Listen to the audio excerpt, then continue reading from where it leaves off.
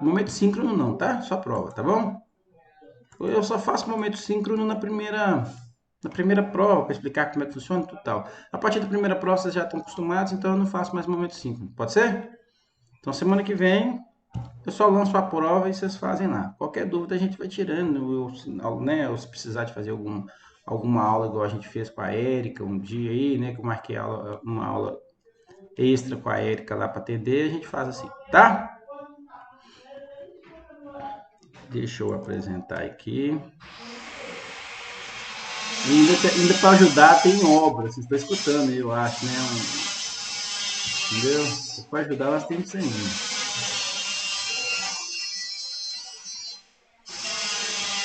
Eu acho que eu vou fechar minha câmera.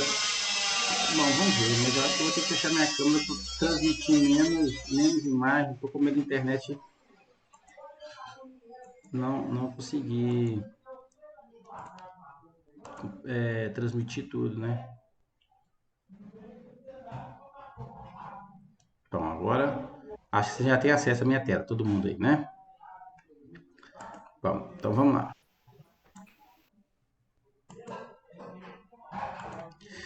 Bom, pessoal, então hoje, né? Deixa eu só, peraí, só um minutinho.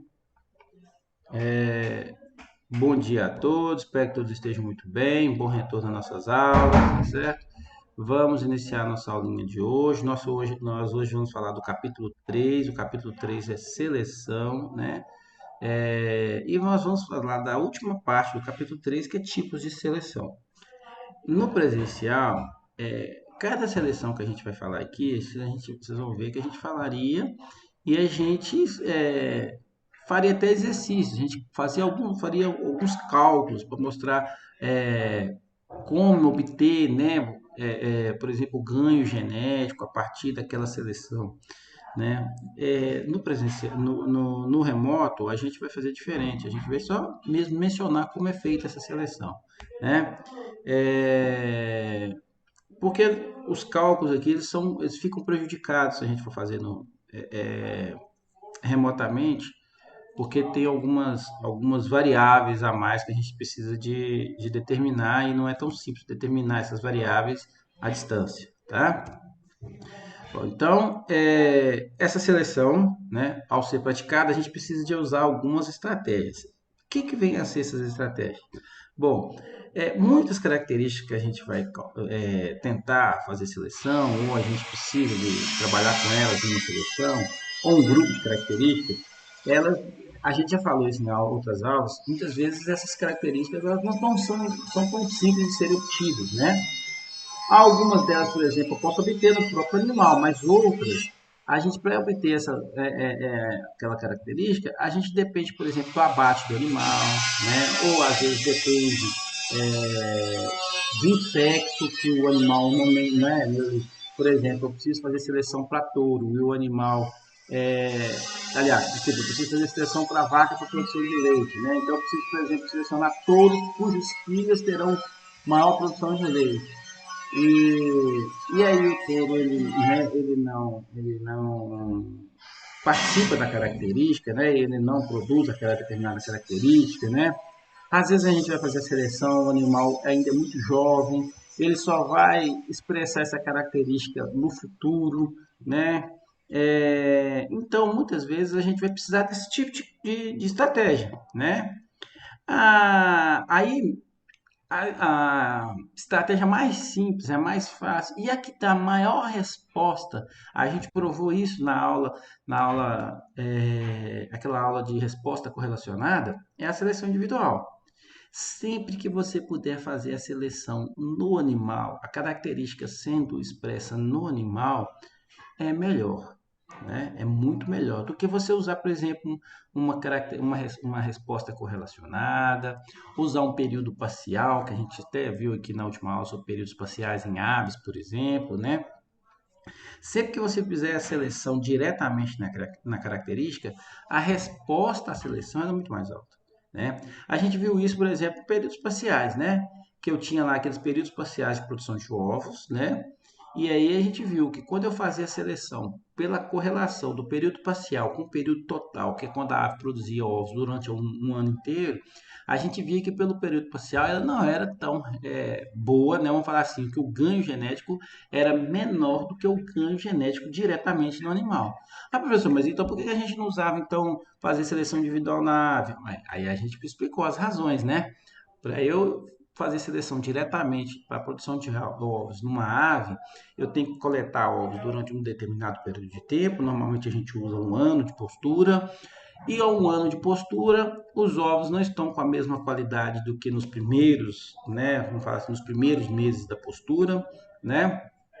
Eu perco em características de incubação, como, por exemplo, eclodibilidade, né, o tamanho do ovo. Então, são coisas que no papel a gente fala que funciona, mas na prática não funciona, né? Um outro foi resposta correlacionada, quando eu disse para vocês, por exemplo, para fazer seleção para conversão alimentar, né? Que eu mostrar para vocês que para selecionar, por exemplo, a conversão alimentar, conversão alimentar é muito difícil de ser mensurado, né? É uma característica difícil de mensurar, não é tão simples mensurar correlação, desculpa, conversão alimentar. E aí era muito mais prático eu fazer seleção, por exemplo, de grande peso por peso corporal, né? Era mais fácil, mais rápido de fazer seleção. A resposta não era igual se eu estivesse fazendo na conversão alimentar, mas é muito mais prático, muito mais fácil, muito mais barato, inclusive, né?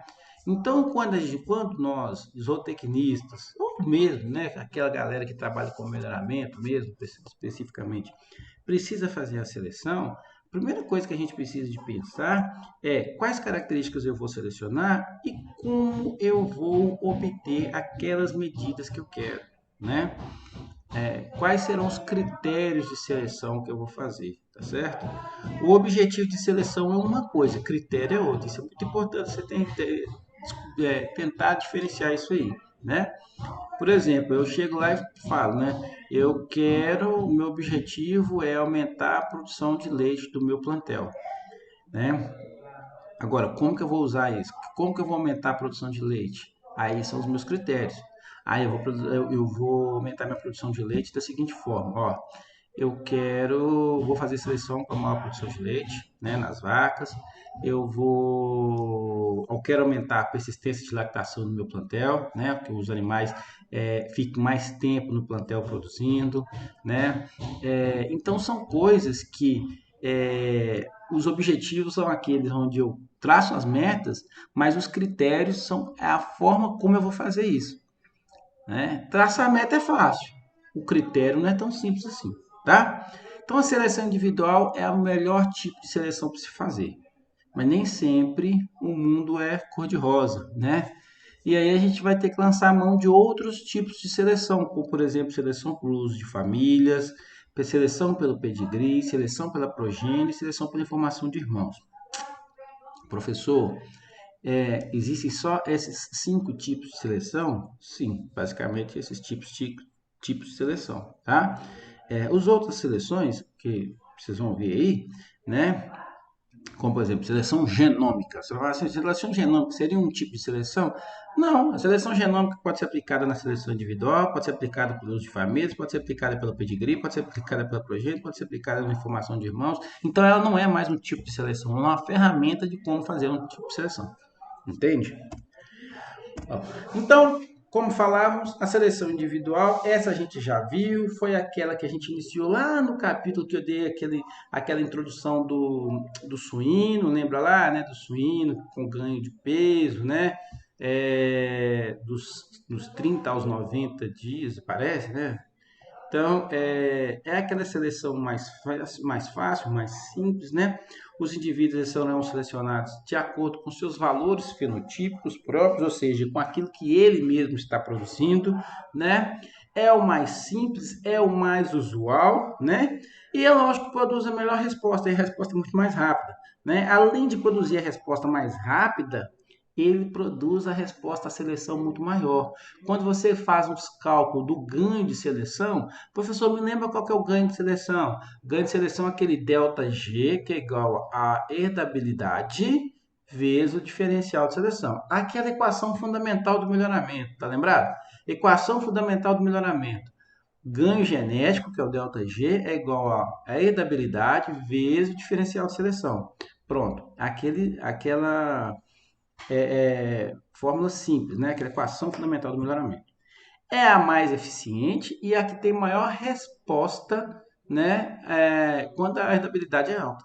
Então, quando a herdabilidade é alta, galera, e se você pode usar a seleção individual, use sem medo, que você vai, né, sem medo de errar, tá bom? Então, um exemplo: ganho de peso, comprimento de corpo, número de ovos, é um exemplo. Uma perguntinha aqui: por que eu faço seleção para comprimento de corpo? Alguém sabe me responder? Comprimento de corpo. Qual é o objetivo de fazer seleção Seria o para. As rendimento de matrizes? carcaça? Opa, muita gente falou, gostei, hein? Fala aí. Matriz. Mas, não, É rendimento de carcaça, professor? repete, tá? Acho que você chegou perto, hein? Seria para o rendimento de carcaça, para aumentar o ganho de peso? Isso, Características menino. frigoríficas, né, de interesse frigoríficos, né? Isso, meu amigo. Vocês falaram, acreditam se puder, galera. É, qual é a grande diferença corporal entre taurinos e zebuínos?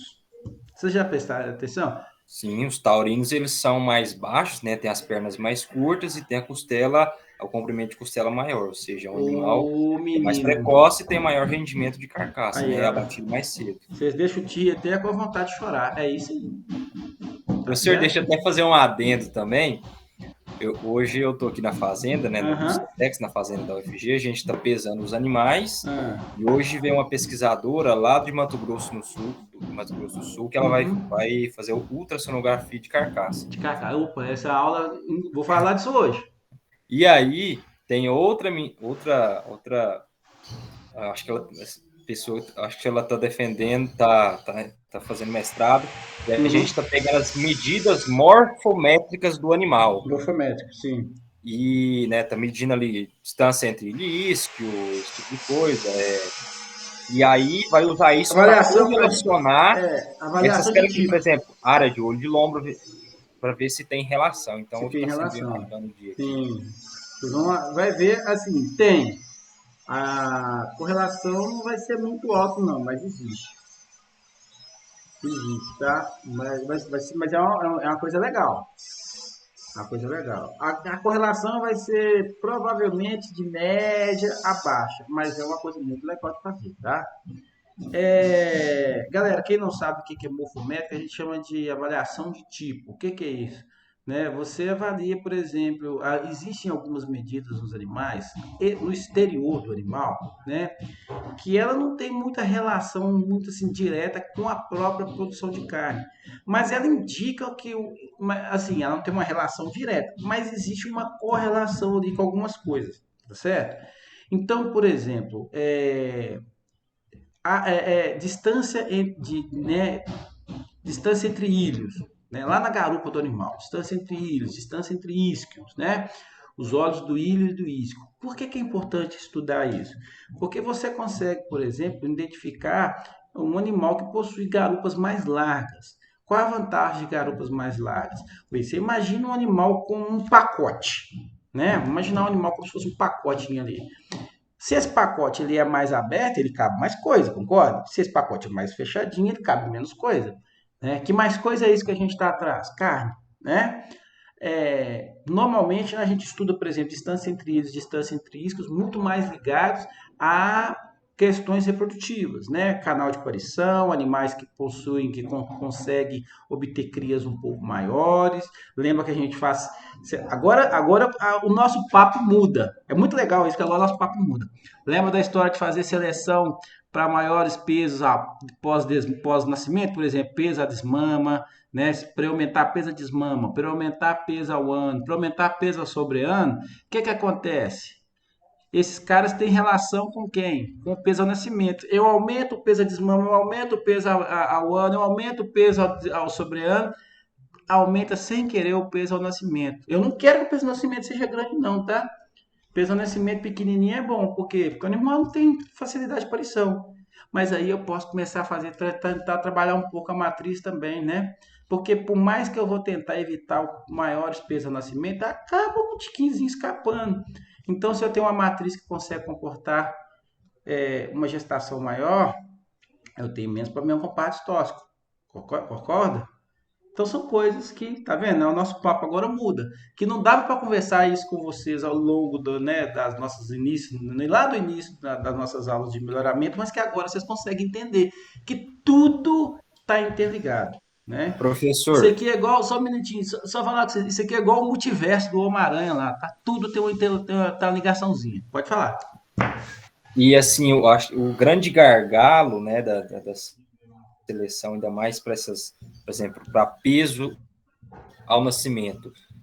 Quando o touro tem uma dedicativa para peso ao nascimento, ou seja, o bezerro nasce mais leve, é um animal também que vai desmamar mais leve, correto? Mas existe uma correlação, né? Ah, Então, isso é um grande gargalo, né? Porque é, a gente quer um animal que nasça pequeno, mas mas que ele, né, ganhe o máximo de peso possível até a desmama. que tem um ganho compensatório rápido, né? Isso. Essa é a jogada. Mas voltando, comprimento do corpo, o Tylon falou muito bem, o Paulo também, que é o seguinte, galera. Animais com comprimento de carcaças maiores, que a gente vai ver nos taurinos, depois vocês pegam aí, depois da aula, você faz o seguinte, dá uma olhadinha, por exemplo, num Hereford, né? Depois você dá uma olhadinha, depois você dá uma olhadinha no Hereford, você dá uma olhadinha, por exemplo, no digita lá, mas eu não quero foto não, eu quero que vocês vão no YouTube, tá? E digita lá touro Hereford. Aí eu quero que vocês vejam esse touro andando, para vocês verem o comprimento da carcaça. Porque na foto acho que a gente não vê direito, sabe? É legal você ver o vídeo. Você vê, você observar que o animal ele é mais alongado. Parece que alguém pegou aquela foto. Sabe quando a gente brincava, quando a gente já está aí sei lá, nesses programas de edição de foto, a gente vai lá e alarga a foto só nas laterais. Então, esses animais, eles parece que você pegou eles, você puxou eles para os lados, sabe? Então, Hereford, você vai ver isso, o Short Devon, vocês vão ver isso, o Limousin, vocês vão ver no próprio, né, no próprio Angus, né? Aliás, galera, deixa eu fazer uma adenda aqui. Eu comprei para o ano novo uma carne Angus para assar que eu vou falar com você, viu? Que coisa, viu, galera? Nossa Senhora, foi uma Chuck Eye O Roll, Angus né? mesmo ou meio sangue? Não, Angus, comprei Ah, Angus, tá. né? Chuck Eyed Roll, tá certo? Para quem não sabe o que é o Chuck Eyed Roll, é o acém, né? É o acém, só que o acém do Angus é bem diferente, né? Eu assei ele é o miolo do acém. Cara, de desmanchar na boca. Você pode pegar qualquer picanha de um Nelore que não desmancha na boca como ela estava desmanchando. Eu tenho um pedacinho dela em casa ainda, guardei, né? Infelizmente eu viajei para cá, né? Então ainda não fiz, tem um pedacinho ainda. Como eu tenho a segunda parte para eu assar ela lá ainda. Mas que delícia, viu? Achei lá na Complain, tinha lá na Complain no fim de ano, tinha lá eu comprei. Professor, Pode falar. eu vou mandar um presente pro senhor do Angus do Tocantins, para o senhor Opa, experimentar. pode trazer que eu quero. É o Black Angus. Quero. É um colchão mole, que é tipo bisteca. Só tem que ver tanto que o marmoreio desse. Para encabular, viu? É para encher a boca de água mesmo, né? Não, pelo amor de Deus, É bom ninguém dá mesmo. conta. É bom mesmo, é bom mesmo. Então eu comprei esse. Eu fazendo só a figuinha pra vocês. E, gente, e quem tá assim, nosso professor chique, eu não tenho dinheiro. Foi caro, assim, lógico, foi um pouquinho mais caro, mas eu paguei R$ 47, eu acho, na peça lá, entendeu? 1 quilo lá, mais ou menos. Foi tão caro assim não, tá? Dá pra comprar. Assim, lógico, né? Nós estamos numa época difícil, mas dá pra fazer uma economiazinha assim. Eu só comprei também porque era fim de ano, né? Mas dá pra comprar, viu, galera? Mas então, eu quero que vocês façam esse exercício depois, para vocês observarem que os animais eles têm um comprimento muito mais alongado. E isso, galera, cabe mais carne na carcaça, tá certo? Vocês vão perceber que o zebuíno ele é mais compacto, tá? Ele é bem mais compacto. O zebuíno ele não é tão alto, né? Ele é mediano se você observar entre taurinos continentais e taurinos continentais, taurinos britânicos, né? Os taurinos, os zebuínos ficam no intermédio, né? Eles são maiores que os taurinos britânicos, mas bem menores que os taurinos continentais, tá certo? Pessoal, o que é um taurino continental? Charolês, por exemplo. Charolês é um taurino continental, uma raça francesa, animal grande, certo? Fica pronto depois de muito tempo. A gente vai ter aula disso, calma, nós vamos ter aula dessas raças lá, tá? Então, vocês vão ver que os zebuínos ficam no intermédio disso aí. Então, eles não são tão altos quanto os taurinos continentais, mas também não são tão baixos quanto os taurinos é, britânicos, né? Mas, em relação ao comprimento de carcaça, os zebuínos são os que têm menores comprimentos de carcaça, tá? Eles perdem tanto para os taurinos britânicos quanto para os taurinos continentais, porque eles são bem compactos, tá? Por isso a importância de fazer seleção para comprimento de corpo, tá? Porque responde à seleção. Eu posso fazer seleção para taurinos para comprimento de corpo, tá? Desculpa, para zebuíno, tá? Para comprimento de corpo. Eu posso fazer seleção para isso, ok? Bom, então um exemplo aqui do meu mestrado, né? Isso aí, peso de codornas, por exemplo, né? Então aqui uma codorninha sendo pesada no primeiro dia de vida, ela pesando aí 11 gramas, né? Por curiosidade, um ovo de codorna pesa em torno de 15 gramas a 14 gramas, entre 14 e 15 gramas aproximadamente, lógico que tem variações aí, né? E a codorninha quando nasce, ela pesa aí quase 12 gramas, então ela pesa quase 3 gramas aproximadamente. Você tira 1 grama da casca, que é aproximadamente 1 grama da casca, né? Então, você fica aí com 2 gramas aí, que se transforma em gases ao longo da incubação do animal, tá certo? Aqui, para vocês terem ideia, isso é uma seleção para peso, né? Então, a gente estava fazendo seleção aí nessa época, a gente pesava as aves cada 7 dias, né? Então, peso ao primeiro dia, depois aos 7, aos 14, aos 21, aos 28, aos 35 e aos 42 dias, para a gente aumentar o peso de abate, certo? Então, essa aí é só uma característica para vocês verem, né? Mas a gente pode ter, por exemplo, um peso de bovinos aí, que é tão pegado, todo mundo trabalha com peso de bovinos, o Paulo deve estar cansado de pesar, né? Bezerro e ao ano, ao sobreano, ao nascimento aí, todo mundo que vai fazer a seleção tem que pegar peso aí, que é uma das principais características que a gente trabalha, certo? Peso de ovos, né? Então vocês estão vendo aí também, é uma característica diretamente ligada também. Dá para vocês verem que o peso aí aos 14, lembra que eu falei? Entre 14 e 15 gramas aproximadamente, tá? Bom, vamos para a segunda seleção, que é a seleção de famílias. Na seleção de famílias, né, eu tenho 3 tipos de seleção de famílias. Eu tenho a seleção entre famílias, né, e a gente vai ver que essa seleção entre famílias, eu vou selecionar uma família inteira, tá certo? Então, eu vou selecionar qual as melhores famílias. Daqui a pouco a gente fala por que a gente vai usar a seleção de famílias, tá? Então não vou selecionar diretamente o animal. Eu seleciono o desempenho daquela família. Todos os indivíduos daquela família serão selecionados ou descartados, né? Então, você não faz seleção especificamente em cada animal. É como se uma família fosse um único animal e eu selecionasse aquela família inteira, né? E aí eu vou usar o quê? O valor fenotípico médio dos animais, né? Uma vez que eu estou usando todo mundo da família, lógico que eu vou considerar aquele valor fenotípico médio. Até mesmo que as famílias não tenham o mesmo número de indivíduos, né? Então, se eu tenho uma família que tem, por exemplo, 5 indivíduos, outra família que tem 15 indivíduos, é lógico que a família que tiver 15 indivíduos terão valores fenotípicos maiores do que, no total, do que os de 5. Mas, em média, é assim que a gente faria essa seleção, certo? Bom, esse tipo de seleção a gente sempre vai usar quando a rentabilidade é baixa. Lembra da história da rentabilidade baixa? Qual que é o problema da rentabilidade baixa? O problema da rentabilidade baixa é porque a ação do ambiente na característica é alta. Vocês lembram isso? São características cujo ambiente ele atua muito, né? E isso faz com que esse tipo de seleção tenha que ter um certo cuidado com ela, né? Porque qualquer variaçãozinha que eu tiver no ambiente com muitos animais será afetado num grande número de indivíduos da família. Então, por isso que é muito importante fazer seleções para herdabilidades baixas, usar outros tipos de estratégias, tá? Professor, eu poderia usar a seleção individual para características de baixa herdabilidade? Poderia, mas o que vai acontecer? O que vai acontecer? A ação do ambiente sobre a característica vai ser muito alta, né? E você não sabe como a herdabilidade não vai ser vamos falar assim, quando uma herdabilidade não vai ser tão confiável para você fazer a seleção, talvez fazer a seleção uma família inteira seria muito mais viável, porque você está vendo desempenho não só de um indivíduo, mas de vários indivíduos ao mesmo tempo.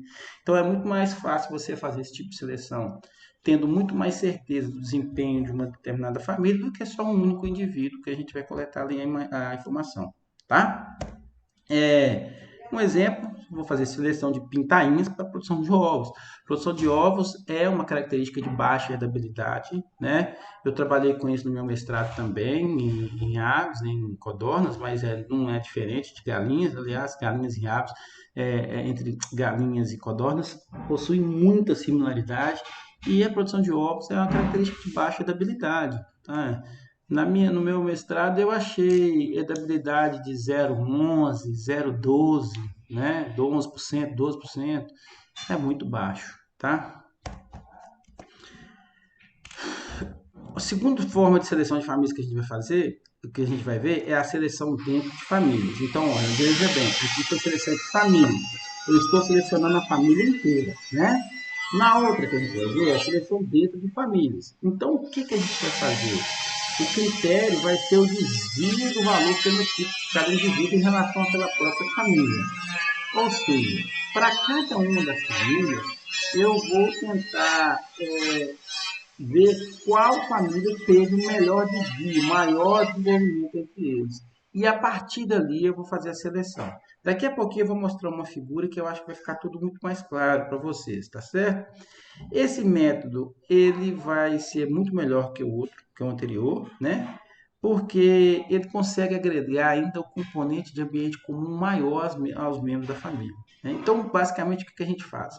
A gente pega todos os indivíduos, eu calculo qual foi a média daquele indivíduo, e os indivíduos que passaram, daquela família, né?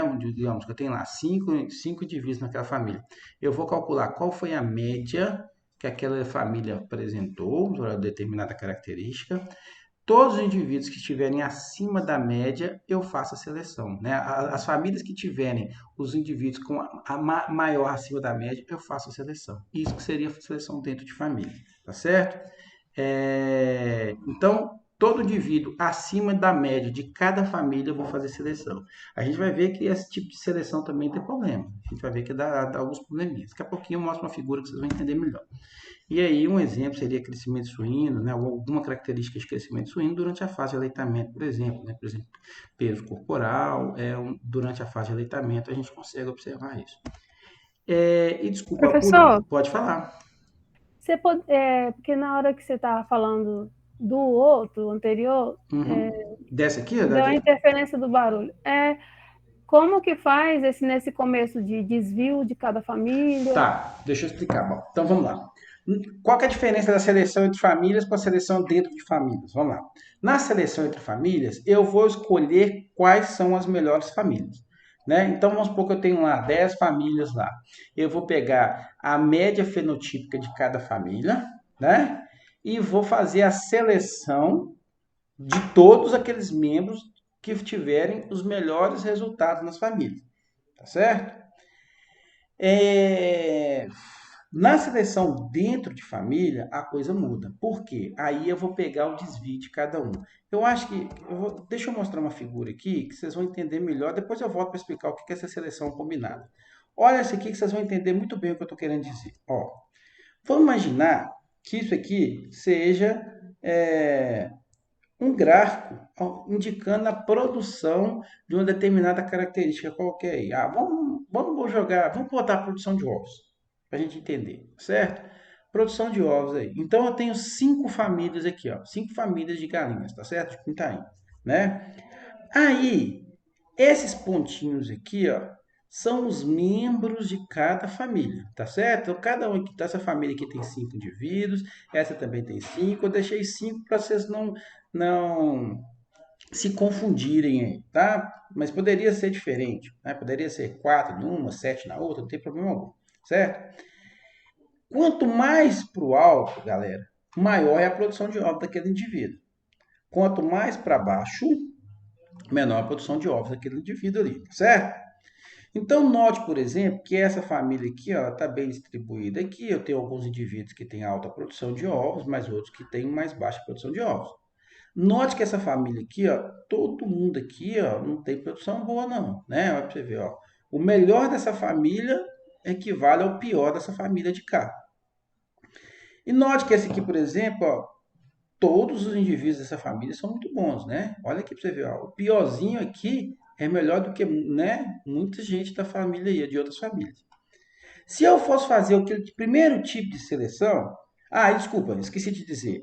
Esses riscos aqui correspondem às médias das famílias. Então, eu vim cá, peguei, somei a produção dessa galinha aqui, mais dessa galinha, mais dessa aqui, das 5, tirei a média. A média deu aqui, tá certo? Nesse risco aqui, Então, essa aqui é a média dessa família, essa é a média dessa família, essa aqui foi a média dessa família, essa aqui é a média dessa família, certo? Digamos que eu vou fazer a primeira, né, na seleção individual. Se eu fosse fazer a seleção individual, o que eu ia fazer? Eu ia lá e pegar o seguinte, eu quero selecionar, por exemplo, os melhores, né? Eu coloco lá, por exemplo, eu vou fazer seleção para as aves que produziram 300 ovos, por exemplo, né? Todas as aves que produzirem 300 ovos, né? Eu vou fazer seleção. Abaixo de 300 eu não vou selecionar mais, eu não quero, né?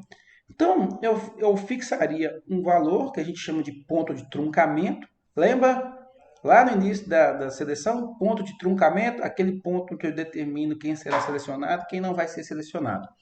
E a partir daí eu faço seleção dos indivíduos, tá certo? Então, esses seriam indivíduos que seriam selecionados, né? Então, eu selecionaria 4 desses indivíduos aqui, um indivíduo aqui, né? Essa família não teria seleção nenhuma. Aqui eu teria 2 indivíduos sendo selecionados e aqui mais 2 indivíduos, tá certo?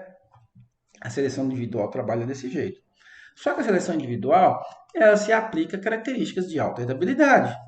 Características de baixa herdabilidade é muito perigoso fazer seleção individual, porque você não sabe, porque você está usando só o desempenho do indivíduo, você não tem o componente, né, ambiental desse indivíduo, né?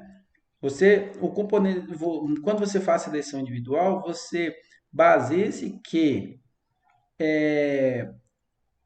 a variância de ambiente comum a esses indivíduos, ela seja muito baixa.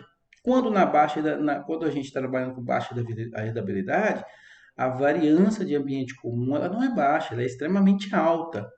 Então, você não consegue identificar se o indivíduo tem uma produção alta porque foi mérito genético dele ou porque o ambiente o favoreceu, tá certo? E aí você corre o risco de fazer seleção de um indivíduo que você julga que ele é bom, quando na verdade ele não foi bom, foi o ambiente que fez ele ser bom. Tá entendendo? Isso pode acontecer. Vocês conseguem compreender isso? Sim. Por exemplo, olha, isso acontece muito, é muito engraçado. Uma pergunta que a gente sempre faz. Um animal que é muito guloso, um suíno que é muito guloso, você vai fazer seleção lá, né? Você acaba selecionando um animal que é muito guloso. Ele é eficiente ou ele é guloso? Entende? Ele cresceu mais porque ele é mais eficiente ou porque ele comeu mais? Entendeu? Você quer um animal que come muito? Não, você quer um animal que come pouco e cresce muito, não é? Então, se você faz seleção só baseado no peso final do animal, você pode estar selecionando animais que comem muito, né? Aí o problema da conversão alimentar, o animal cresce muito. E foi aí que surgiu, inclusive, a ideia de fazer seleção para conversão alimentar. Porque no passado a gente fazia seleção para o peso final, você acabava selecionando animais que comiam demais, né? Então, o cara era selecionado não porque ele era bom, é porque ele era guloso. Por isso a preocupação com a seleção individual em algumas características. Então, quando você tem uma característica de baixa, no caso de característica peso, você não corre tanto esse risco. Por quê? Porque a herdabilidade da característica peso é muito alto. O fator genético, né? A porção da variância fenotípica que é representada pela variância genotípica, né? Ou seja, a variância genotípica dentro da variância fenotípica é muito alta. A ação do ambiente ali é pequenininho na característica peso. Então, quando você seleciona, às vezes, um animal para maior peso final, né? E peso é uma característica de alta herdabilidade, os riscos de você fazer a seleção com um animal muito guloso é muito menor, né? Porque a genética é muito bem representada. Mas quando você está fazendo seleção para características de baixa herdabilidade, isso não funciona tão bem assim, porque a variação ambiental é muito grande. E aí, se aquele animal ele está dentro de uma condição, um ambiente muito alto, ele vai produzir mais, mas não em resposta genética. Foi a resposta do ambiente. Você tem um efeito de confundimento. O ambiente ele agiu muito mais em cima da característica e ele tem uma resposta melhor. E aí você fala assim, pô, selecionei um animal ruim. Mas por quê? Porque eu tratei lá pão de ló, ele deu uma resposta muito alta, mas não foi porque ele tem a genética boa, foi porque a comida foi boa. Entendeu? Por isso o perigo da seleção individual para características de baixa estabilidade. Quando eu estou trabalhando, então aí, ó, nesse caso, esses que estão em ponto de vermelho seriam os que seriam selecionados, tá? Na seleção entre famílias, a primeira que eu falei, aí o que eu ia fazer, né? Eu ia selecionar as melhores famílias. Então, note que as melhores famílias são essas. Por que, professor, que essas são as melhores famílias? Olha aqui a média da família. Não é a média mais alta? Olha lá a média, ó. Então, eu faço a seleção dos melhores indivíduos, né? E elimino os outros, né? Então, deixa eu voltar aqui. Opa. Então, essa seria a seleção entre famílias. Seleção entre famílias, eu selecionaria todas essas duas famílias aqui e eliminaria as três famílias aqui, certo? Isso tem alguns problemas. Por que tem alguns problemas? Ora, fazer seleção só de duas famílias, com certeza, lá na frente, no capítulo 5, próximo capítulo, desculpa, capítulo 4, no próximo capítulo, a gente vai ver que você aumenta muito a questão da endogamia, né? Da consanguinidade dos animais, né? Os animais vão ter endogamia maior porque você tem muito pouco animal aqui sendo selecionado, né? Então esse é um grande problema. Na seleção dentro de famílias, aí qual é a diferença? Eu vou selecionar sempre os melhores de cada família. Então eu sempre vou pegar sempre os indivíduos melhores dentro de cada família. É um tipo de boa seleção. Você resolve o problema da endogamia. Só que qual que é o problema aqui? Eu estou selecionando dois indivíduos dessa família aqui, ó, que é muito ruim. Olha lá, né? Essa família toda é ruim. Aí eu estou selecionando esses dois indivíduos aqui à custa de melhorar a endogamia, mas eu prejudico o ganho genético, né? A endogamia, a consanguinidade, para quem ainda não conhece, não sabe, não é vergonha, porque eu ainda não falei, vou falar só no próximo capítulo, mas a endogamia consanguinidade, ou consanguinidade, é o mesmo nome, tá? É a chance de que indivíduos aparentados acasalam entre si, tá certo? Indivíduos aparentados acasalar entre si, você aumenta a chance de homozigose de genes, né? Então, esse problema de homozigose, você pode tanto ter problemas com alguma característica deletéria, né, ou de alguma doença, mas também você causa a queda da produção. Isso a gente vai ver esse assunto de outro capítulo, tá? Então, pessoal, a seleção dentro de famílias, que é aquela que eu estava falando, você vai fazer a seleção baseado no desvio do valor fenotípico de cada família. Foi lá que eu escrevi lá, né? O que é o desvio? Eu vou pegar todos os indivíduos, vou pegar a média, esses indivíduos que estiverem acima da média serão selecionados. Isso é a seleção pelo desvio, tá? Vamos voltar lá só para falar da última agora, que é a seleção combinada. Na seleção combinada, o que eu vou fazer? Eu elimino a pior família, né? As piores famílias ali, aquelas que eu acho que não devem ser selecionadas porque elas não foram, né, elas não têm bom desempenho. E aí eu faço a seleção dos melhores indivíduos de cada uma daquelas famílias que sobraram. Então, por isso que ela chama de seleção combinada, porque ela é combinada entre os outros dois tipos de seleção de famílias, que é o dentro de famílias e entre famílias, né? Eu elimino a pior família, que é a seleção entre famílias, né? A pior família é a seleção entre famílias, né? Escolher as melhores famílias. Então, eu elimino aquela que é pior, que é aquela que não atinge a média das outras demais, né? E aí, a partir daí, eu vou selecionar os melhores indivíduos, que é de cada família, que é a seleção dentro de famílias. Então, é isso que a gente faz aqui, ó, né?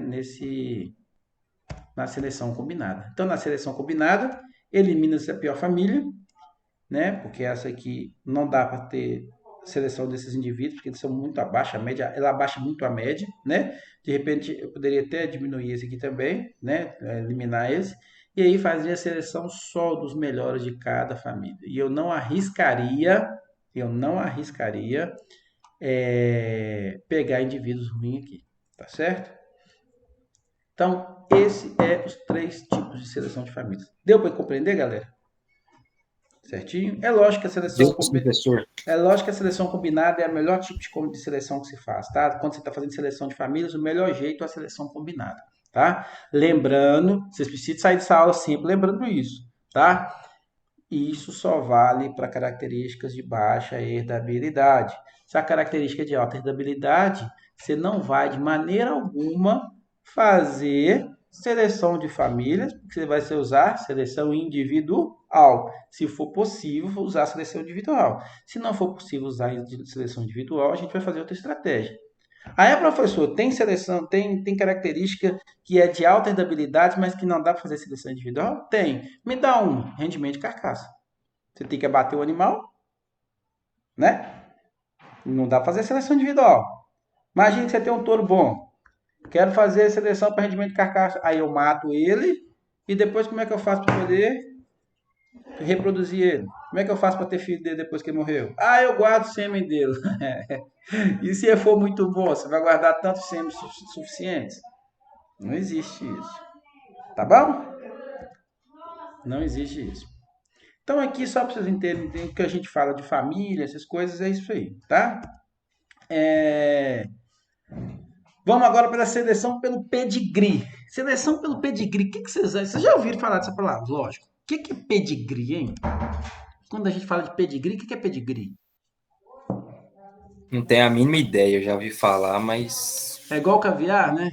É tipo certificado de garantindo aquela pureza. Certificado de garantia, a gente vê muito em cachorro, não é? Sim. Quando vez que a gente fala pedigree, a gente pensa em cachorro. Apesar que não é só o único de cachorro, não, tá? Qualquer animal você pode ter pedigree. Mas o pedigree remete ao ascendente. Quem é seu ascendente? Sua mãe, seu pai, seus avós, seus tios. Esses são seus ascendentes. São pessoas que vieram antes de você. Então, quando a gente fala em seleção pelo pedigree, eu estou selecionando um indivíduo baseado nos seus ascendentes, baseado nas informações genéticas dos seus pais, dos seus avós, dos seus tios, tá certo? Então, é a seleção usando a informação de ascendentes. Quando eu vou usar isso? Principalmente quando em 2 tipos de característica. Ou o indivíduo não produz aquela característica, por exemplo, um macho e eu estou fazendo seleção para características de fêmea para ele, ou ele é muito jovem e eu ainda não consigo fazer seleção para aquele animal naquela época ainda, tá certo?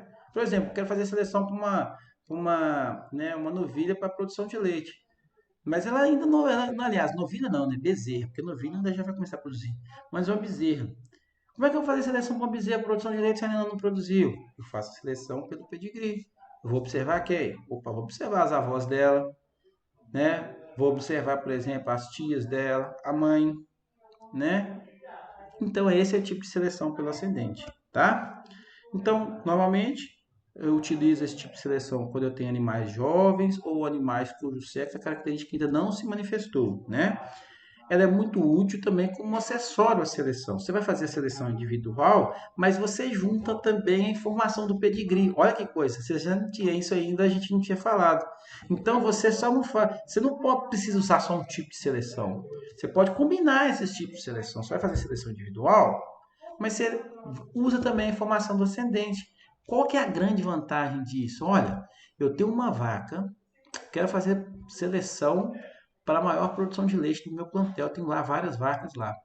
Aí tem vacas com informação do pedigree e outras que não têm informação do pedigree. Qual que você confiaria mais que aquela vaca vai ser de alta produção?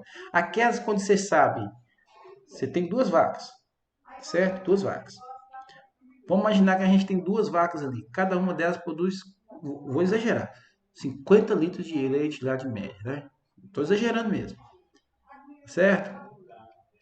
Aí, uma, você sabe que a avó dela era de alta produção, a mãe dela era de alta produção, as tias dela de alta produção. A outra, a mãe dela não era de alta produção, a, as tias também não era, a avó também não era. Mas ela nasceu de alta produção. Qual dessas você tem mais certeza em termos de produção de leite? Entendeu o que eu estou dizendo? Galera, quando a gente está trabalhando com genética, com herança de genes, é meio que ganhar na loteria. Pode ser que um animal, pode ser que essa vaca aqui, cuja mãe não é boa, as tias não é boa, a avó não é boa, mas ela é boa, ela deu uma sorte danada que ela herdou todos os genes possíveis melhores e isso faz ela ter uma alta produção. Mas pode ser também a ação do ambiente sobre ela que está fazendo com que essa vaca tenha alta produção. Tá certo? É o que a gente vê nesses torneios leiteiros aí de vez em quando. Por que no torneio leiteiro a vaca produz, sei lá, 100 litros de leite? É lógico, você aplica hormônio, dá uma comida, uma boia, beleza para ela. Você entendeu? Tira leite dessa vaca 3, 4 vezes no dia. É lógico que ela vai ter mais alta produção. Você está fazendo um monte de estímulo ambiental para que aquela vaca faça produção. Você está agindo, fazendo com que o ambiente age sobre aquela produção. Porque normalmente durante os outros dias da vida desse animal, ele não tem aquela alta produção. Você prepara o animal para aquele dia para ter uma alta produção. E o que você mexe? Você mexe na genética? Não, a gente não consegue mexer na genética depois que o animal está pronto. O que você mexe? No ambiente? Entende? Então, pessoal, essa é a sacada. Muitas vezes você pode usar a seleção pelo pedigree como um acessório, ele vai te ajudar para você ter mais certeza de fazer seleção entre esses animais. Não, é lógico, né? Em termos de seleção, a gente ia avaliar as duas vacas e ver que se essa vaca realmente tivesse um alto valor genético, ela ia ser selecionada.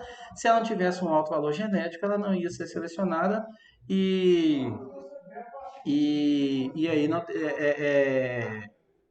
a gente prosseguiria com a seleção da mesma forma, não teria problema nenhum não, certo? Mas o que eu estou mostrando para vocês é o seguinte, as informações genéticas, elas vão te ajudar para que você tome decisões. E muitas vezes você fazer só a seleção individual não vai ser suficiente, você vai precisar de outras informações também. Entendeu agora? E, como auxílio à seleção, os pedigrees devem ser compostos por informações precisas e o maior possível. Eu tenho certeza, Paulo, que lá onde você está fazendo seu estágio, todo mundo conhece o bezerro que nasce, quem é a mãe dele, quem é o pai dele, quem foram os avós dele, tá certo? Por quê? Porque quando você trabalha em programas de melhoramento, como o Paulo está trabalhando no programa de melhoramento, você tem que ter conhecimento de todo o pedigree do animal. Porque isso quando a gente for ver lá no capítulo 5, no metodologia de seleção, a gente precisa de usar toda essa informação de parentesco para a gente utilizar lá, tá certo? Por isso que de vez em quando... Com certeza, professor. Pode ter certeza. Quando vocês estão assistindo o canal do Boi, que de vez em quando a gente é estudante de zootecnia, a gente assiste muito o canal do Boi. Depois que você forma, você para de assistir. É muito engraçado, sabe? Não é que você não assiste porque você sabe demais, não. É porque tem tanto treino pra você fazer que acho que não dá mais tempo pra você assistir. Aí você fica olhando o camarada lá. Nossa, vamos fazer aqui. Essa vaca aqui é filha de fulana de tal, é neta de ciclana, com ciclano, que não sei o quê. É o pedigree. Professor, e assim, isso você pode usar dessa estratégia de seleção pelo pedigree, até, por exemplo, quando você quer comprar um garrote, né, que ele ainda não entrou na puberdade. Sim. Você olha ali quem é pai, quem é mãe, né, quem é avó, para você pegar um animal, né, tomar uma decisão para pegar adquirir um animal bom, mas você pode ainda ter a chance, por exemplo, desse animal dar negativo no teste andrológico, mas é uma estratégia bacana, né? Essa No teste andrológico mesmo, se você for levar esse animal às vezes, né? Vamos supor que você tem esse animal aí, o e leva esse ambiente animal também, para né? um Por teste exemplo, de progênie e ele não dá bom. Isso pode acontecer. Pode acontecer demais da conta, galera. Demais da conta. Eu vou te dar um exemplo assim. Por exemplo, infelizmente, vamos ver se essa pandemia termina logo para a gente fazer isso. Porque eu levo sempre os meus alunos do melhoramento e os alunos de julgamento na viagem lá para Expo Zebu. Lá em Expo Zebu, quando a gente está lá, você vai ver os animais o teste de tipo, viu, Paulo? Para característica morfométrica, é isso que você vai fazer. Então, lá, não leva em conta o desempenho do animal, leva em conta o visual do animal, tá certo? O visual do animal ele é muito diferente da produção animal, certo? É lógico que tem uma relação? Tem. Você olha o animal muito acabado, muito bem acabado, né, visualmente, você sabe que aquele animal ele tem uma relação muito boa, muito alta com a produção de carne dele, por exemplo. Mas com relação à produção de leite, às vezes aquela vaca feinha, né, da orelha caída, do chifre torto, e aí produz muito mais leite do que uma vaca campeã de exposição, tá certo? O que eu estou querendo chegar é o seguinte: um animal, para receber os genes dele, ele vai receber metade dos genes do pai e metade dos genes da mãe. O pai e a mãe não escolhem quais genes ele vai passar para o filho, né? Esse animal, ele pode ser uma sorte danada de ganhar todos os melhores genes possíveis e pode dar um azar de também não ganhar. Eu quero que vocês passem a imaginar o seguinte: uma população de bovinos Nelore que nós temos no Brasil de 170 milhões. 170 milhões hoje de Nelores aproximadamente no Brasil. De Nelores ou indivíduos anelorados, né? Cruzados. Quantos milhões nesses, né, rincões do Brasil de touros excelentes nós não temos aí, mas que nunca foram testados? Porque quando você pega um catálogo de touros, por exemplo, Nelore, você vai ver ali 1.500 animais aproximadamente, ali, 2.000 animais, um pouco menos, um pouco mais, tá certo? Isso será que representa todos os melhores animais do nosso país? Será que não existe, às vezes, numa fazenda lá no Cafundel do Judas, lá, cujo esse animal deu sorte de pegar os melhores genes da mãe dele, os melhores genes do pai dele, e ele ser um animal excepcional, mas que está numa pequena propriedade onde o dono dele só usa ele ali para cobrir as vacas dele ali? Pô, isso acontece, não acontece? Lembra que a herança dos genes ela é meio que uma loteria. É igual o jogador de futebol, né? A gente tem mania de achar que se a mãe for um excelente jogador, se a gente pegasse a Marta, cruzasse com o Neymar, gente, pelo amor de Deus, tá? Estou falando de cruzar, não no sentido pejorativo. Estou falando em termos genéticos, tá certo? Cruzamento, em termos genéticos, né? A gente teria garantia de que o filho seria um excelente jogador de futebol? não, de jeito nenhum. De jeito maneiro. Então, com o animal também a gente não tem. Mas a gente pode garantir o seguinte: vai ter muito mais chance de um filho de Neymar com Marta ser um excelente jogador de futebol do que do seu Zé com a Dona Maria. Concorda?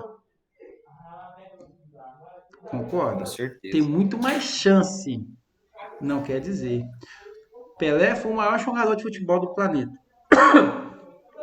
Vocês não conheceram o filho dele, o Edinho. Era um dos piores goleiros que o Santos já teve. Entende? Professor, deixa eu contar uma situação que aconteceu comigo, até coincidiu com o que o senhor falou Fique à vontade. a respeito das selecionar o animal através de características morfométricas, né, pelo Sim. visual. Sim. Um cliente, né, que eu estava conversando, queria comprar um touro. Eu mandei o vídeo dos touros, né? Aí ele mostrou pro pai dele, aí depois de uns dias, ele não me deu resposta, eu entrei em contato de novo, mandei mensagem. E aí, fulano, eu te mandei o vídeo dos touros, tal, você mostrou pro seu pai, e aí, gostou e tal? Aí ele falou assim, meu pai não gostou muito dos touros, não, porque geralmente o pessoal mais antigo quer comprar touro e olha o visual do touro. Tem gente que gosta gosto para touro é pessoal. Tem gente que gosta de touro com chifre, touro mocho, touro mais curto, enfim. E aí ele disse que não gostou do touro. Aí eu falei assim, poxa, mas você não pode escolher um touro através do visual dele, né? Você tem que ver, porque o bezerro, ele vale o que ele pesa, ainda mais essa pessoa que eu estava conversando, que ele vendia bezerro no quilo. Então eu usei do argumento, olha, você não pode comprar um touro, querer selecionar um touro para você comprar através de, não gostei do touro, o touro é feio. Você tem que ver o que ele vai imprimir no bezerro, né? Então, o bezerro vale o que ele pesa. Não adianta nada você comprar um touro, vamos dizer, que agrade o seu olho, mas que ele não vai imprimir. Então, assim, eu usei desse argumento com ele. É isso aí, e é esse o argumento, galera. Um argumento que vocês podem usar é o seguinte: eu chego numa sala, olho a menina mais bonita do mundo, lá dentro daquela sala da minha turma, né, de melhoramento animal, olho a menina mais bonita da sala lá e falo assim, ó, ô Érica, você é a mais inteligente da turma. Faz sentido? De jeito nenhum. Faz sentido? Pode ser que a Érica seja a menina mais inteligente da turma, mas existe essa ligação? Nenhum. Entendeu? É isso que eu quero que vocês entendam, tá? Então, galera, um exemplo, tourinho para produção de leite, varrões para tomada de leite, para tamanho de leitegada, né? Então, varrões é o macho, tá? Do tá bom? Para a gente quase terminar, seleção pela progênie, deixa eu adiantar um bocadinho, porque esse assunto é legal, mas a gente vai falando demais. Seleção pela progênie é a seleção baseada agora na formação do descendente. É ao contrário do pedigree. Pedigree ascendente, de quem vem antes de você. Na progênie, eu vou fazer a seleção baseada nos descendentes, naqueles que vieram depois de você. O que eu vou fazer? Por exemplo, quando eu for fazer a seleção de um touro para produção de leite, eu uso a informação das filhas, tá certo? Então, essa seleção pela progênie é comparar os filhos ou filhas de um reprodutor com outros reprodutores, né? Por que isso é importante, galera? Olha só, quantas mães um touro tem? Quantas mães um touro tem? Sem medo de errar. Uma. Pessoal, lógico, pergunta idiota. Uma. Quantas filhas um touro tem? Várias. Aonde eu tenho mais certeza da informação? Com uma mãe ou com várias filhas? Então eu tenho um touro adulto. Quero saber se esse touro é um excelente touro para aumentar a produção de leite das filhas, né? Aumentar a produção de leite de plantel, por exemplo. Eu quero usar aquele touro ali bom para produção de leite. Eu pego só a informação da mãe que eu tenho uma, ou tá, professor, mas você pode perguntar da avó, tá? Ele vai ter duas. Então ele vai ter uma mãe, duas vós, algumas tias, ou seja, um número pequeno. Não vai passar aí de 20 animais, 15 animais, no máximo 20 animais. Ou eu posso pegar a informação das filhas, que eu posso ter até 150 filhas, por exemplo, 190 filhas desse touro em teste. Em teste, porque lógico que um touro deixa muito mais filhas que isso, tá? Em teste, né? Em teste quer dizer filhas que aquele touro teve e que eu fui coletando a informação de produção de leite delas para saber se aquele touro foi melhor ou não, certo? Então, a seleção pela progênie, ela é muito importante, porque quanto maior o número de filhos, mais precisa ela é e melhor a avaliação daquele reprodutor, né? Uma vez que metade do seu valor dos seus genes você passa para suas filhas, a produção que aquela filha tiver, a metade da produção de leite dela, a gente considera que foi do pai. É lógico que isso aqui é estimado, galera. É lógico que isso aqui é estimado. Porque, por exemplo, a filha pode ter recebido todos os genes A grande da mãe e todos os genes A pequeno do pai. Mas a gente sabe que isso, a chance disso acontecer é extremamente baixa. Muito baixa mesmo, né? Então, estima-se que as filhas recebam metade dos genes da mãe, outra metade dos pais. O desempenho que aquelas filhas tiverem, metade daqueles desempenhos, metade daquela média de desempenhos vem de quem? Do pai, tá certo? Então, essa é a sacada da seleção pela progênie, tá? E ela é importante para duas situações: características de baixa heritabilidade e quando o reprodutor não produz aquela característica, certo? Por isso que vocês vão ver as centrais de touro. Quando a gente está indo lá para Exposebu, a gente passa de frente com uma central de touro, por exemplo, e eu mostro, né? Vocês desculpem essa foto aí com essas propagandas, mas foi a melhor que eu achei, né? Então, isso aqui é uma central de touro. Então, touros aqui, no caso, touros da raça Hereford, tá vendo? Aqui, touros da, né, holandês, onde esses animais estão numa central. Então, esses animais são manejados. Você é dono de um touro, você quer, né, que seu touro seja provado, porque seu touro sendo provado, você pode passar a vender sêmen daquele touro numa central de touro. Então, você é dono daquilo, você faz parte de uma associação, você precisa fazer parte de uma associação, né, por exemplo, a Associação dos Criadores de Nelore do Brasil, Associação dos Criadores, né, de Girolando, por exemplo, e assim vai, né? Do holandês. Aí, aquela associação, você vai fazer inscrição do seu touro para né, fazer seu touro em teste. Lógico que você vai usar um touro jovem, porque se ele está velho já não faz sentido algum, né? Então, você vai usar um touro jovem. Esse touro jovem, então, você vai encaminhar esse touro jovem para a central, né? Você paga um valor, não sei hoje quanto é esse valor, né? Tem que olhar, isso depende de associação, varia entre 10 mil, 20 mil reais, mais ou menos. Chegando lá, o que esse pessoal vai fazer? Eles vão começar a coletar sêmen do seu touro, né? Então, aqui, dá para essa fotinha cá de baixo, estão vendo um manequim, não está vendo um manequim aqui?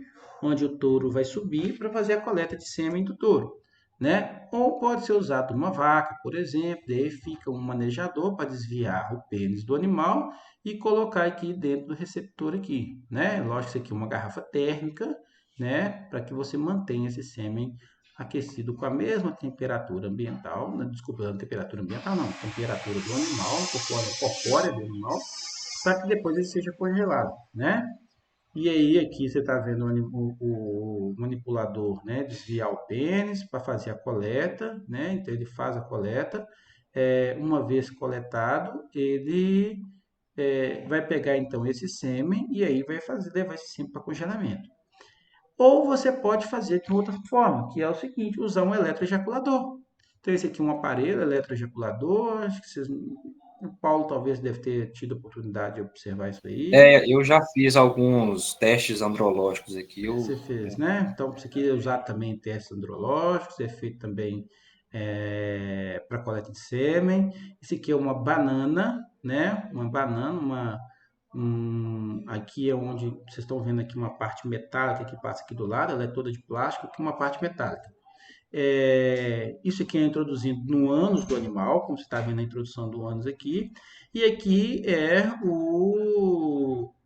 a central do eletroejaculador para que dá choque. O choque, a corrente é bem baixinha, tá? A voltagem é um pouco mais alta, mas a corrente é bem baixinha. Aqui é o que vai fazer a coleta do animal, né? Então, o manejador ele introduz isso no ânus do animal, ele dá um choque, né? No momento do choque, tá vendo aqui o manejador, ele fica com esse coletor aqui. Então, note que esse coletor ele tem um cabo, né? Não é interessante. Eu já vi gente colocar a mão aqui, mas é muito perigoso, porque durante o choque não vai machucar o animal, tá, pessoal? Não vai. O choque, apesar que seja um incômodo, lógico que é um incômodo, mas nada que vá machucar o animal, não, tá? Mas ele pode ter algum espasmo, dar um chute, machucar, quebrar a mão da pessoa. Então, por isso que é interessante utilizar um extensor aqui. E aí, na hora que você dá o choque, o animal se contrai todo. Como isso está bem próximo das glândulas seminíferas, né? Seminais, desculpa, das glândulas seminais, da próstata e do testículo do animal ali, na hora que você introduz esse choque e depois se retira, o animal tem um relaxamento muito grande. Nesse relaxamento muito grande, ele expõe o pênis e ele ejacula, tá certo? E aí é calculado o ejaculado aqui do animal, tá? Então é pegado o ejaculado do animal, você pode fazer um teste andrológico ou pode mesmo fazer a coleta para produção no caso aí, para venda de sêmen, tá? E aqui eles estão só pegando o perímetro escrotal do animal, que você aproveita e já vai pegar o perímetro escrotal também, tá? Bom, qual que é a ideia? Você é dono de um animal, igual eu disse, leva para uma central e você quer fazer um teste de progênio desse animal, tá certo? Então, você faz parte de uma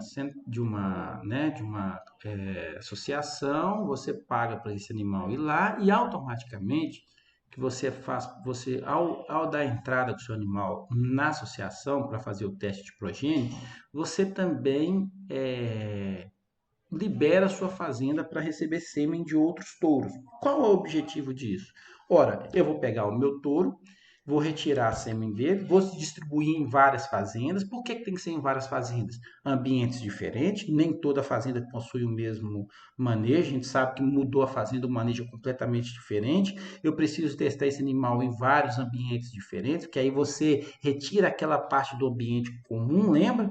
Né, daquela variância de ambiente comum, você tem uma variância ambiental em conjunto, né? Então você pode mandar, por exemplo, uma fazenda em São Paulo, outra lá no Mato Grosso, outra aqui em Goiás, entendeu? Você distribui isso, outra lá em Minas Gerais, então você distribui isso em todos os lugares possíveis, né?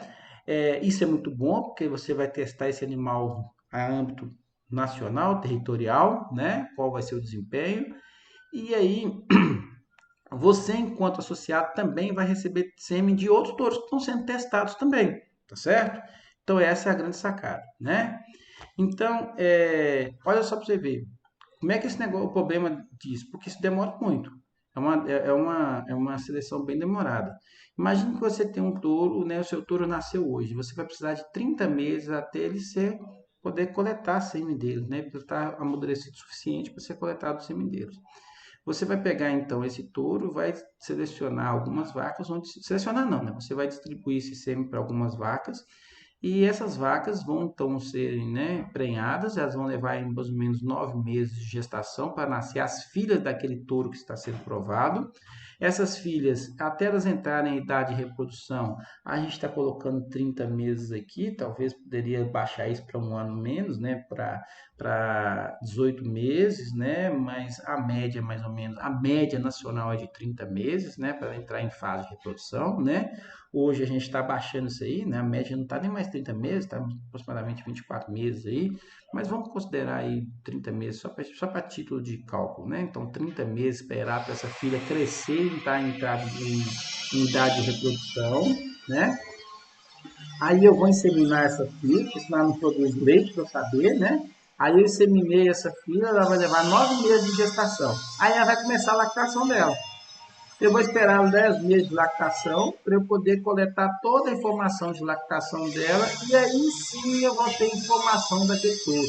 Então, se seu touro nasceu hoje, você só vai saber se ele é um excelente reprodutor daqui a 7 anos e 4 meses. Soma tudo aí para ver. 30 meses, mais 9 de gestação, mais 30 da filha, mais 9 para ela entrar em idade de reprodução, mais 10 meses de lactação. Isso dá 88 meses. Ah, professor, mas se a gente diminui aqui de 30 para 18 meses, tudo bem, a gente cai aqui 12 aqui, né? Vão cair 88 para 76. Daria 6 anos e 4 meses. Então, a média de 6 anos e 4 meses, tá certo? Então, só para esse touro, olha, só para você ter, né, o parto das filhas, são 5 anos que esse touro fica em teste de progênio. Então, o teste de progênio demora muito. Por isso que depois foi desenvolvido novas técnicas, como por exemplo a seleção genômica, tá? Que é muito mais rápida essa informação aí. A gente vai falar de seleção genômica num outro momento, tá bom? Bom, para terminar, juro para vocês que é o último, seleção pela informação de irmãos. Aí, nesse caso, eu vou fazer a seleção baseada na informação, lógico, dos seus irmãos, né? E eu tenho dois tipos de irmãos. Eu tenho o irmão completo, que tem o mesmo pai e a mesma mãe, e eu tenho o meu irmão, que é um indivíduo que é filho do mesmo pai ou é filho da mesma mãe, né? A gente vai usar isso principalmente quando, lógico, a característica não é expressa no animal ou basicamente quando precisa bater o animal para obter aquela característica, né?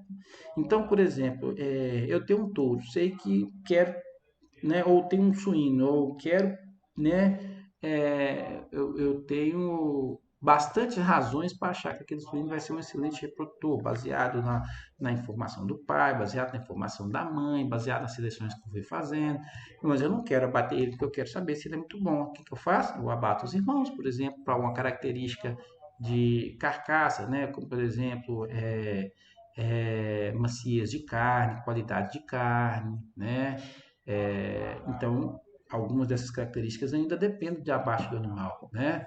Eu sei que, por exemplo, muitas características de qualidade de carne eu não preciso mais abater o animal. Por ultrassom eu consigo pegar marmoreio e suíno tem marmoreio, tá? Então eu consigo pegar marmoreio de carne, por exemplo, eu consigo pegar área de olho de lombo para saber se o animal tem maior rendimento de carnes nobres, mas algumas eu dependo. Força de cisalhamento eu não consigo fazer, né? Força de cisalhamento é medir quanto que eu de energia, né, de massa, né, para eu poder, aliás, de massa não, de força. Quanto que eu preciso de força para eu romper as fibras, por exemplo, para rompimento das fibras. Imitando um pouco o que seria a nossa mastigação, né? Quanto mais resistente, mais, né, mais dura aquela carne. Então, isso eu preciso abater os animais, né? Então, são características muito que eu dependo de usar, então, informação dos colaterais, que a gente chama, certo? Então, uma característica que eu vi aqui, ó, que provavelmente você vai ver lá, Paulo, no dia das suas medições, né? A espessura de gordura subcutânea, a área de olho de lombo, que vocês estão vendo aqui bonitinho, né? Algumas características de carcaça, como gordura na carcaça, né? Marmoreio, tá certo? Isso aqui é vaguio, tá? Olha como é que é vaguio, ó. Olha a diferença do marmoreio, né? Isso aqui, Nelore fica mais ou menos entre aqui e esse aqui assim, ó, sem seleção, né? Selecionado, você consegue obter essa situação aqui, ó. Mas sem seleção, esse aqui, mais ou menos, tá certo? Tem marmoreio, né? Então, marmoreio, né? Aqui, ó, três cortes do contrafilé, três cortes do contrafilé, um com pouquíssimo marmoreio, um com alguma, né, porção do marmoreio e uma bem marmorizado, né, bem marmorizado. A maciez disso aqui é indiscutível, né? E aí, galera, só para terminar, algumas características então de qualidade de carne, a gente precisa sim de abate de carne do animal, e aí eu preciso, lógico, de fazer a seleção para informação de irmãos. Desculpa pelo passar das horas, nós passamos 24 minutos, mas é porque a aula ela acaba dependendo um pouquinho de um tempo a mais, tá? Espero que vocês tenham gostado. Muito obrigado pela atenção de vocês, tá certo? Um abraço. E alguma dúvida?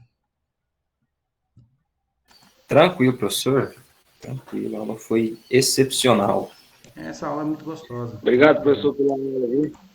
Essa aula ela é muito legal, galera. Ela é uma aula fantástica. É uma pena que nós estamos à distância, porque ela era mais legal ainda. Porque aí a gente começa a provar Ixi, matematicamente que o que eu estou falando é verdade. Que aqui vocês estão tendo que acreditar em mim, sabe? E eu posso ser um bom mentiroso.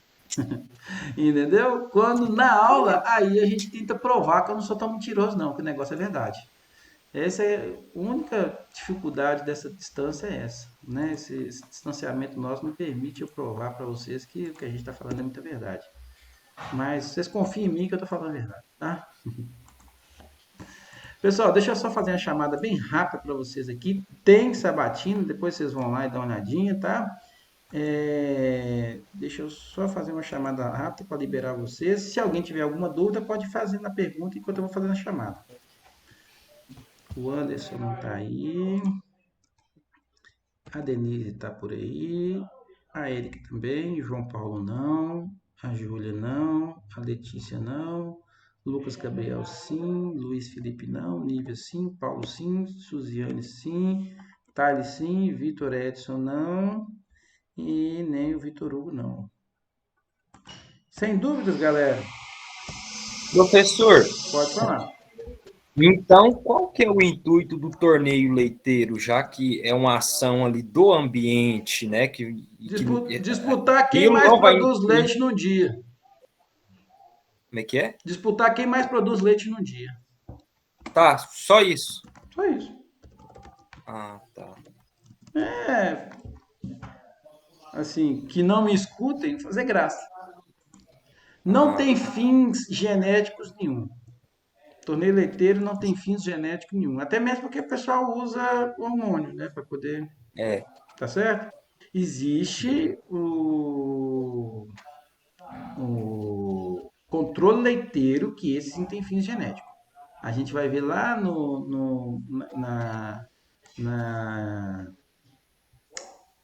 melhoramento aplicado que o controle leiteiro ele é importante.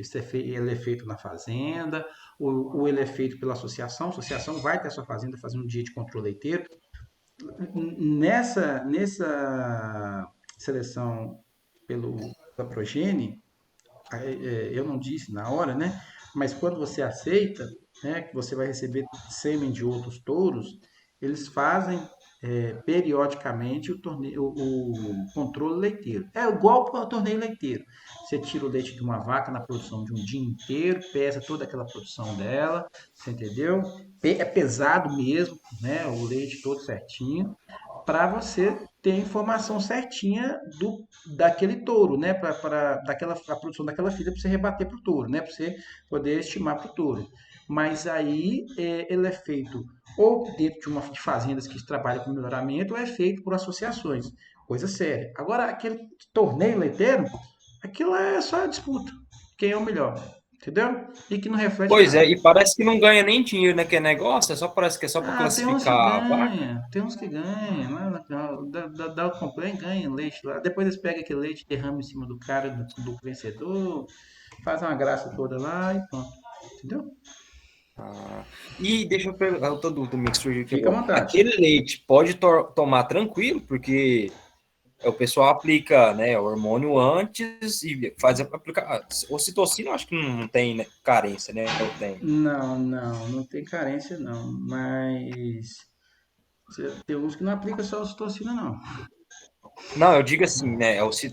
Tem BSP, né? Tem uma bagunçada lá, né? Mas então aquele leite é impróprio ou não para o consumo? Em teoria seria próprio para o consumo, mas eu não me arriscaria não. Entendeu? Em teoria é próprio. Tá certo? Mais alguma pergunta, galera? Eu não vou perguntar pelo caso do seu compromisso, deixar mais pra frente. Meu compromisso? Uai, você falou que tinha compromisso hoje? Ah, sim. Não, mas pode perguntar. Ainda eu olhei aqui o WhatsApp, ninguém ainda me chamou aqui não. Pode falar. Ah, sim. Não, mas eu vou dar uma estudada aí nas dúvidas, eu mando mensagem. Tá, não é. Eu tenho que ir um advogado hoje olhar um negócio do meu sogro lá, mas até agora tô esperando aqui ninguém entrou em contato comigo, ainda não tá de boa. Se quiser perguntar, pode perguntar. Só uma dúvida, então. Fala então. Mas aí eu tenho que entender melhor as outras aulas. Hum, Em relação à determinação da variância fenotípica, isso. porque eu vi na lista de exercício e a resposta era o desvio padrão ao quadrado. Não.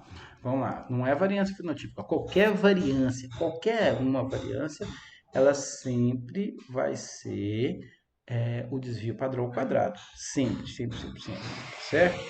A variância fenotípica também, qualquer variância genética também vai ser.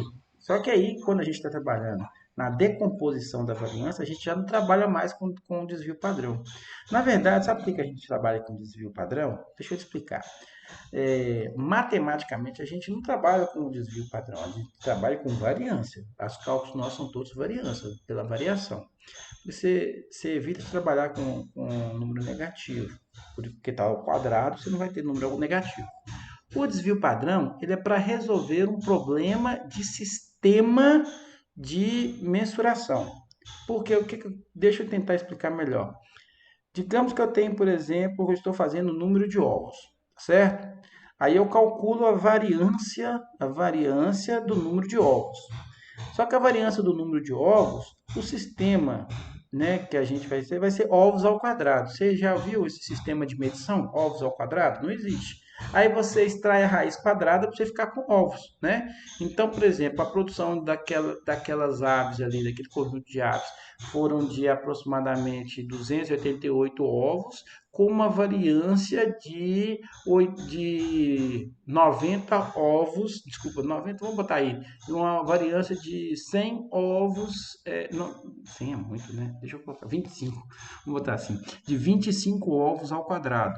Como não existe no Sistema Internacional de Medidas 25 ovos ao quadrado, aí a gente faz a raiz quadrada disso tudo, aí vai ficar 5 ovos, entendeu? Então, o meu desvio padrão vai ser de 5 ovos, tá? É só para isso, entendeu? O desvio padrão, ele é mais para poder te dar uma noção melhor da resposta, tá certo? Mas matematicamente a gente calcula em termos de variância, tá? Tanto é que não existe forma para calcular o desvio padrão, a forma é para calcular a variância. Quando você está, por exemplo, fazendo intenção de votos lá, né, agora na intenção de votos, agora é muito melhor de você entender. Você faz lá a intenção de votos para presidente do Brasil, por exemplo, né?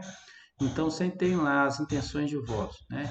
Você acha que quando o repórter fosse explicar que a variação de votos foi de tantos votos ao quadrado, né? Por exemplo, né? Determinado candidato A teve 35% das intenções de votos, com 4 votos ao quadrado para mais ou para menos. Ninguém entendeu o que é 4 votos ao quadrado para mais ou para menos. Aí você extrai a raiz quadrada disso, a raiz quadrada de 4 dá 2, a raiz de voto ao quadrado vai dar voto, e aí isso aí pode informar para a pessoa que está assistindo a TV que a variação daquele candidato foi de 38% de votos, por exemplo, com 2 votos para mais ou para menos. Entendeu? Não existe fórmula para o desvio padrão, existe fórmula para variância. O desvio padrão é só um recurso matemático para aproximar o leitor para entender a resposta. Entendeu? Para você, eu posso falar votos ao quadrado, que você sabe mais ou menos o que acontece. Mas para aquele indivíduo ali que nunca estudou estatística, ele não vai saber o que é um voto ao quadrado de variância. Então, por isso que a gente nem preocupa muito com o desvio padrão. Combinado? Ok. Mais alguma Ô, pergunta? professor, se eu tiver um tempinho aí que puder responder outra coisa minha, Pode falar, fica à vontade. eu vi Vou uma abrir a foto, câmera agora, não, pode deixar, vou abrir a câmera. Pode falar. eu tava vendo uma foto Uhum. da área de olho de lombo, e eu vi, Sim. tipo assim, uns riscos, né, o pessoal como se fosse para descobrir, né, o tamanho.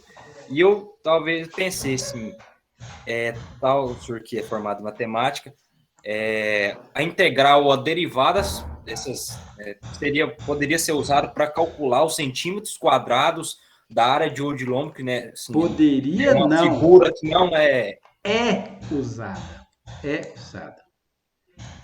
Na verdade, o que acontece é o seguinte. Tá vendo a fotinha bonitinha da área de olho de lombo aí? Vocês conseguem ver, não é?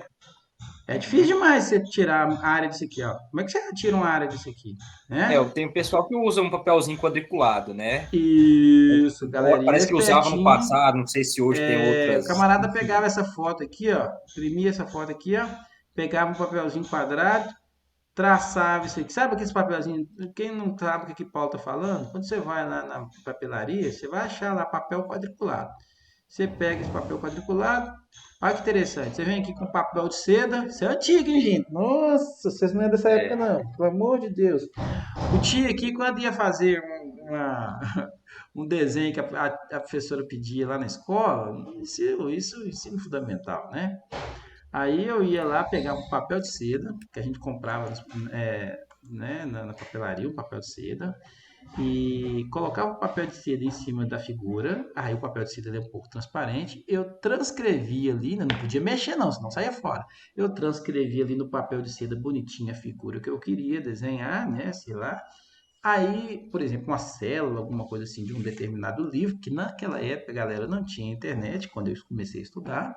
E aí, a partir daquilo ali, agora eu ia transcrever aquilo para minha para minha folha, né? Para minha folha ali. Ou eu coloria no próprio papel de seda e colava o papel de seda como uma figura, porque não tinha impressora, ou porque eu não podia rasgar o livro, não podia recortar o livro, porque a gente tinha acesso do livro, era livro da biblioteca pública, por exemplo, né?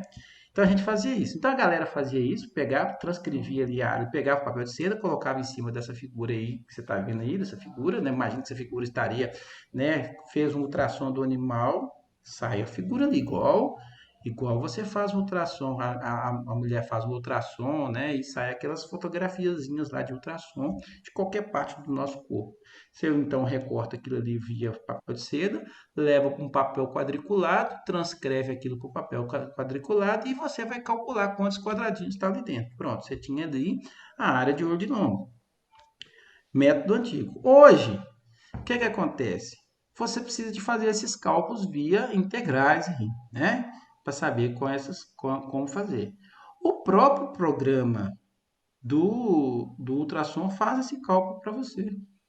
Então, ao traçar essas curvas aqui, ó, dentro do ultrassom, ele já te fala o valor aproximado. Entendeu? Aí a gente pega por aproximação. Isso é muito legal, Paulo, porque você ainda não é pai, mas o dia que você for pai, for acompanhar a sua esposa ou namorado, sei lá, né? E aí o médico ele faz desde os primeiros dias o até isso mudou, né? Porque antigamente uma mulher fazia um ultrassom, aquelas que tinham uma condição melhor faziam duas, um no início da gestação, outro no fim da gestação. Hoje, toda consulta o médico faz um ultrassom, porque o ultrassom é um aparelho igual né, um celular que a gente tem em casa. Então, toda vez o médico vai lá e ele vai olhar o tamanho da cabeça do bebê. A gente sabe que a cabeça de um bebê ela não é redonda, né? Nem a minha, nem a sua, né? Nem do bebê é redonda. Ela é quase uma elipse, né? Com os polos mais próximos do que mais distantes, né? E aí o próprio aparelho ele traça ali mais ou menos o sombreamento ali e ele calcula para você qual que é a área. Você entendeu? Então isso hoje é muito simples de pegar, não dá trabalho não, muito fácil. Pois é, eu vi essa imagem e correlacionei, porque eu lembro do professor falar que essa integral derivada é utilizada para calcular, por exemplo, coisas que não são retas, né? Exatamente. O E programa... aí eu relacionei e falei assim, uai, pode Pode. ser utilizado para calcular, por exemplo, a área de olho de lombo. O programa faz isso, né? É lógico Sim, que sim. o camarada que fez a programação do programa lá para poder fazer esse cálculo, ele teve que entrar com os valores de de integrais ali para poder calcular isso aí. Tá certo? Então o programador lá que fez o programinha que leu o ultrassom, né, durante o momento do ultrassom, ele teve que entrar com esses dados lá de programa com as funções para cálculo, né, para que obtenha esse valor aí. Por isso que ele é aproximado, porque como você vai usar uma única fórmula para todos os indivíduos, nem todos os indivíduos têm essas curvinhas bem feitas, né? Essa invaginação aqui é maior, outros são menores, né? Essa ponta aqui não é tão arredondada, isso varia muito, é morfologicamente do animal. Mas aí ele leva em consideração uma média comum. Bacana. Certinho? Bacana. É lógico que essa figura aqui está rebatida, né? Essa ponta de cá é essa ponta de cá. A invaginação que vocês estão vendo aqui é essa invaginação aqui, ó.